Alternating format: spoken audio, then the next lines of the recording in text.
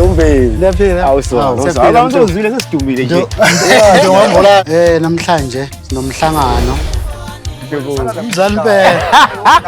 Konze emnyama umfoka Khumalo usibizile sonke singamaciko. Ngale nje ukupholisa amaseko bafowethu. Angibanga right lapha yana eNewcastle abafowethu yabo. Into yokuqala engabanga right ngayo ama-artist sometimes bafowethu ayasiphoxa kakhulukazi lawa asendaweni esisuke sihambele. Uthola ukuthi mhlambe ayafika abhalise mase siqala sisebenza akasafuni ukuzodlala.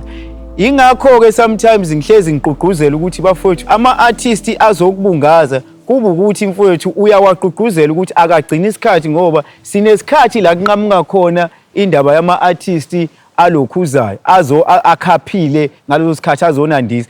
Kodwa ngiphoxeka sengizoqeda la uMthombeni aphinde futhi angitshene same time ukuthi dlalisa laba bantu laba abangadlalanga ila ngemphendula khona nami ukuthi hayi Mthombeni ngeke kuze kwazi ngoba umthetho uyawazi.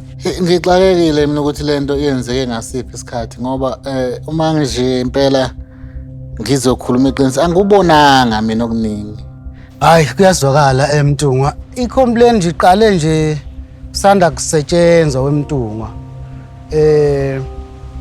Lokhu befona ke ngisisekhaya thina ukuthi hayibo noma ngangazi ukuthi khamba kanjani ngoba omunye wethu ngiqanyulela ingoma omunye umuntu angazi ngithe ngenzani bangahliswa stage yabo babe lokhu befona ekugcineni bavele ke basuka beze ekhaya ke kuthina ke manje yabo beza vele sebeyalwa uma sebelwa futhi sebengifuna imali yabo bheka beze ngayo sebefuna imali kuthina kwanalento ukuthi ibrand yabafana bakaMgqumeni iyalimala ke manje uma siqeda ukuperforma ngithatha imic bese ngisho ngithi cha ama-artist angakwazanga ukudlala besicela ukuthi aqhubeke adlale akekho umuntu ozohamba engadlalile bese efikile uyabo lonto ngimemezele kubantu angikhulumile mina noKhumalo uma sengiyakuyena ngithi ngiyakuyena wavela wathi umseleki lento ngeke yenze umseleki lo bomvu vele enhlizweni bafowethu ngakhipha negama ukuthi ayikulungile awukwazi ukulokhu ukuthukuthela uze wenza izinto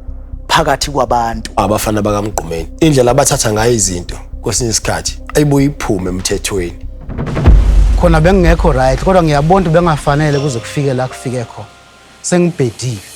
Ngiyajabula ukubona uMthombeni evuma iphutha lakhe. Ngiyajabula mengichazela uMthombeni ukuthi kwaseqaleni kwayikhona ngalela langa walibona iphutha lakhe emveni kwesikhashana.